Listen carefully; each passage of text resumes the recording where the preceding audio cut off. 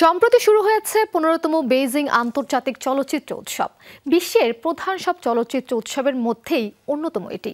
শুরু থেকেই হলিউডের নামকরা সব পরিচালক, প্রযোজক, স্টুডিও প্রধানদের পাশাপাশি সারা বিশ্ব থেকে অভিনেতারা ব্যাপক আগ্রহের সাথে অংশগ্রহণ করে আসছে বেইজিং আন্তর্জাতিক চলচ্চিত্র উৎসবে। এবারও হয়নি এর ব্যতিক্রম।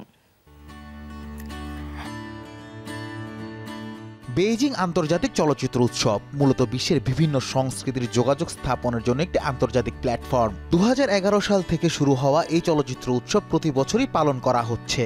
এবারও দিনভর বৃষ্টি উপেক্ষা করে গ্ল্যামার ও ঐতিহাসিক প্রেক্ষাপটকে সামনে রেখেই শুরু হয় উদ্বোধনী অনুষ্ঠান।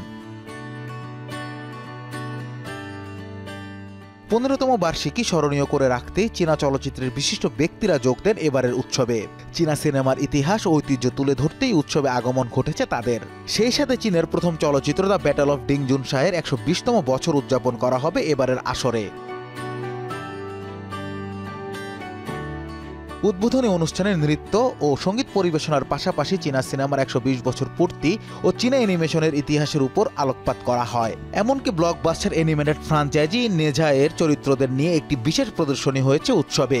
এবার জুরি বোর্ডের নেতৃত্বে আছেন চীনা অভিনেতা পরিচালক জিয়াং ওয়েন, ফিনিশ চলচ্চিত্র নির্মাতা তিমু নিকি ও সুইস অভিনেতা ও পরিচালক ভিনসেন্ট পেরেজ সহ আরও অনেকে। উৎসবের প্রধান আকর্ষণ রেড কার্পেটে আলো ছড়াতে দেখা গেছে বিনোদন জগতে সব রথী মহারথীদের। এদের মধ্যে উল্লেখযোগ্য হচ্ছে নির্মাতা গুয়ান হু, লি ইয়োইং, শেন তাও, বেলা টার, নোয়েল বাস্তিন, ব্যাপটিস্ট বোগার্ট ও টোবিয়াস স্মিথ জলার সহ আরও অনেকে। বেইজিং উৎসবের আলো ঝলমলে আয়োজন দেখে আমি মুগ্ধ। এটি সত্যিই অভিজ্ঞতা অর্জনের জন্য অসাধারণ একটি প্ল্যাটফর্ম। চীনের বাইরে থেকে যারা আগত তারা অবশ্যই এই উষ্ণ অভ্যর্থনাকে উপভোগ করছেন। বিশেষ করে বৃষ্টিকে ধন্যবাদ উৎসবের পরিবেশটাকে অন্য এক মাত্রা দেওয়ার জন্য। হ্যারি পটার খ্যাত ব্রিটিশ এই নির্মাতা জুরি সদস্যের দায়িত্ব পালন করবেন এবার। উৎসবের আনুষ্ঠানিকতা চলবে আগামী 26 এপ্রিল পর্যন্ত। Anas Imran, showbiz tonight.